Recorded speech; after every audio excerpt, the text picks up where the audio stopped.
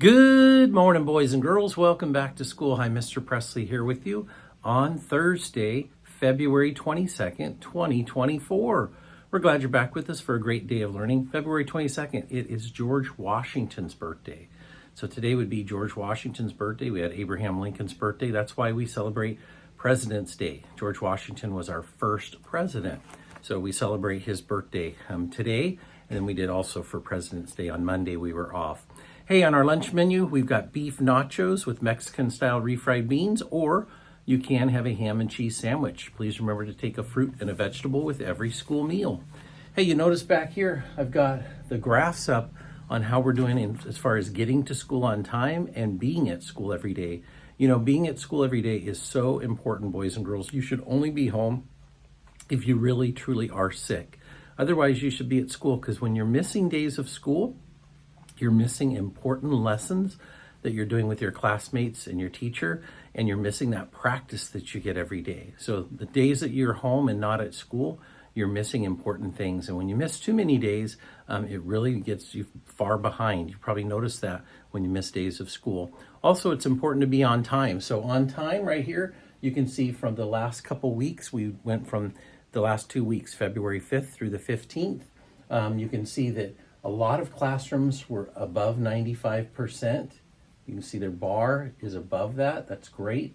So Mrs. Birkbeck's class, Fuller, Young, Slater, Schott, Sager, Veely, Shepard, BP, and Adams, all of those classrooms had over 95%.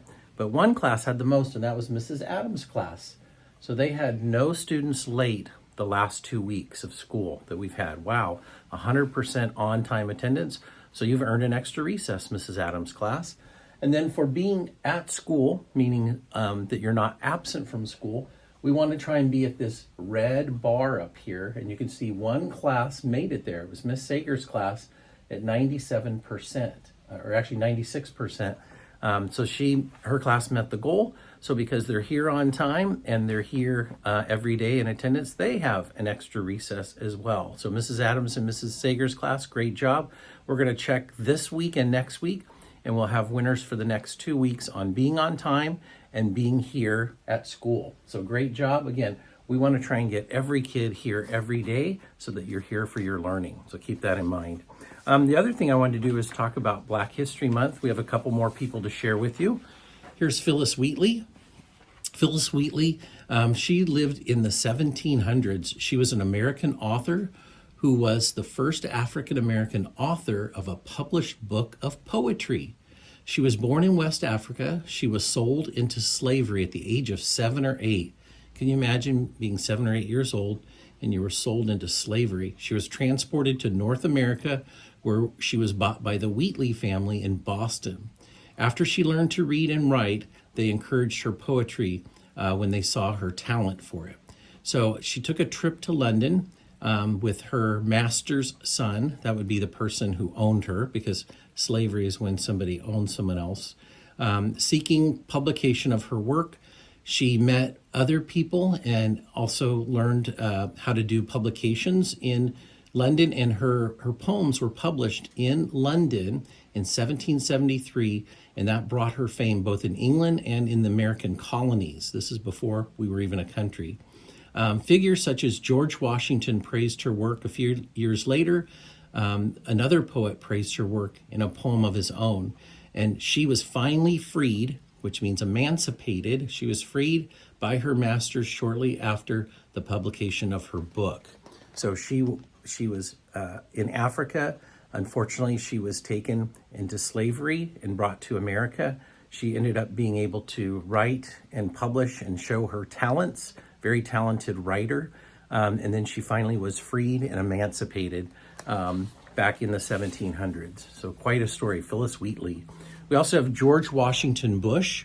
This gentleman here, he was a former Hudson Bay Company fur trapper and a veteran of the U.S. Army. He led 5 families, including his own, across the Oregon Trail from Missouri, and they came across, it took them 4 months to go from Missouri all the way to the Oregon Territory. He reached that area, but they didn't allow him to settle there because he was black, because of his race.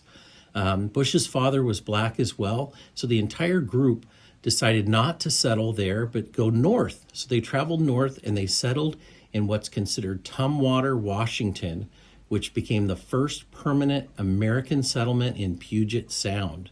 So the Bush family helped to establish American claims to the Puget Sound area where we live and the Washington Territory. His children continued his legacy of farming and public service in our state. In 1889, his eldest son, William, became the first African American to serve in the Washington legislature and introduced the legislation that established Washington State University. Wow.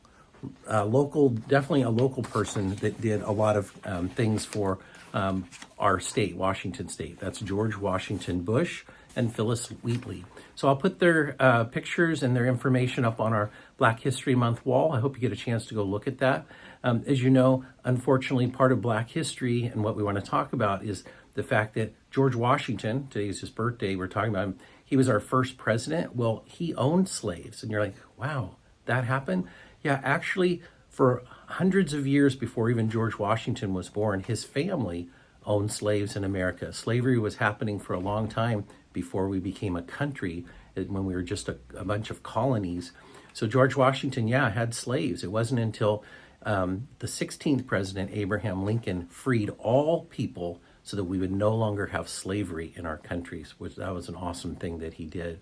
And so that's what we want to try and remember. We want to celebrate African Americans, our Black History Month celebrations with all the contributions people have made, and also just a reminder of the struggles that people have had just because of the color of their skin, which is just amazing to think about. So boys and girls, let's remember, let's be kind and caring and nice to everybody, no matter who they are, no matter the color of the skin, no matter what they believe, what they are as people. We want to make sure that we're making sure that we know that everybody makes contributions at our school. Everybody's important here.